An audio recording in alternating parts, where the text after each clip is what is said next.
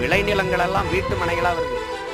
நம்ம விளைநிலங்களில் வீடை கட்டி மொட்டை மாடியில தோட்டம் போடுவதை நாம் பெருமையா பேசிக்கொண்டு இருக்கிறோம். நீங்க காய்கறி விளைய வைக்கலாம், வெண்டைக்காய், தக்காளி, உங்களுக்கு வேண்டிய கத்தரிக்காயை விளைய வச்சுக்கலாம். ஆனால் நெல், வாழை, கரும்பு, மற்ற பொருளெல்லாம் எங்கேயும் விளைவிப்பீங்க? மொட்டை மாடியிலே விளைய வச்சுருக்கீங்களா? அது எவ்வளவு பெரிய பேராபத்தை நோக்கி நாம் நகர்ந்து கொண்டிருக்கிறோங்கிறத நீங்க கவனிச்சுக்கணும்.